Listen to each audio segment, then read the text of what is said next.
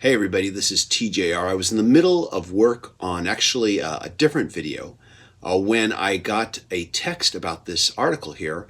This is from Billboard, and the headline reads as follows. Abbey Road returns to #1 as the Beatles break their own longevity record. Of course, if you follow this channel, you know that Abbey Road was just recently re-released in a 50th anniversary edition and in multiple configurations. Last week, I released both an unboxing video and a review of the remix. I also intend to release a video that will review the session tracks, the hardcover book, and of course the Blu-ray audio. So the article by Billboard writer Paul Sexton goes on to state the following. The Beatles' Abbey Road returns to the UK album chart at #1 in its new 50th anniversary editions as the group break their own longevity record. Abbey Road has the longest ever span between runs at the summit at 49 years and 252 days since its original 17-week at #1 ended on January 31st, 1970. The Beatles held the previous record with the 50th anniversary edition of Sgt. Pepper's Lonely Hearts Club Band, which returned to the top in June 2017, some 49 years and 125 days after its initial run. On hearing the news, Sir Paul McCartney commented, "It's hard to believe that Abbey Road still holds up after all these years, but then again, it's a bloody cool album." So the first thing I'd want to say is, how cool is that they can hit #1 some 50 years after the fact? This is no small feat, especially when you consider that more than likely, very few of those purchases were from people who've never owned the album before. That most of us have already owned this album, and that we're buying it in at least a 2 deluxe CD edition, if not the more expensive multi-CD and multi-vinyl editions. So congratulations, Beatles, you've earned it. But having said all that, I do have to play a little bit of devil's advocate here. Several years back, I remember having a conversation with an individual about a recent article that discussed the fact that Taylor Swift had the #1 selling album on the charts.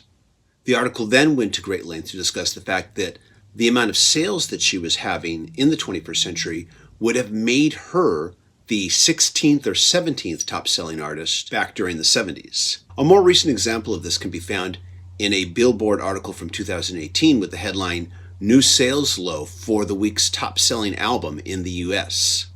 Stating Drake's Scorpion sold 29,000 copies in the US in the week ending July 12th, the smallest sum for the week's top-selling album in 27 years' history of Nielsen Music.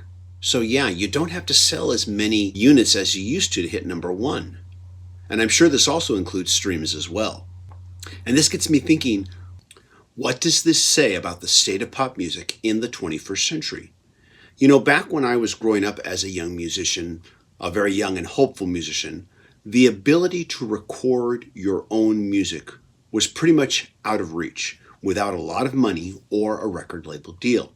We now live in a time where access to the tools needed to record your music professionally is affordable to most everybody. Back when I was growing up as a young hopeful musician, the chance to have your music distributed at record stores was next to impossible without a record deal. Now, for a small fee, anyone can have their music distributed, their sales tracked, and receive payment for digital distribution through every single legal digital distribution, sales, and streaming service in the world. This includes Spotify, Tidal, Apple Music, iTunes, Amazon Music, etc. What has happened? Why are we so much less excited about music today than we were 40 to 50 years ago? Now, if you're wondering what I think, to be honest, I'm not sure I have the answer. I do have some theories, and perhaps I will discuss them in the future. But I want to ask, what do you think? What do you think has happened and why? I'm sure I'm going to get at least a couple of people say, well, today's music just sucks, that's it.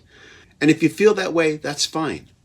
But can you answer the bigger question of how did we get here? What happened? What do you think happened?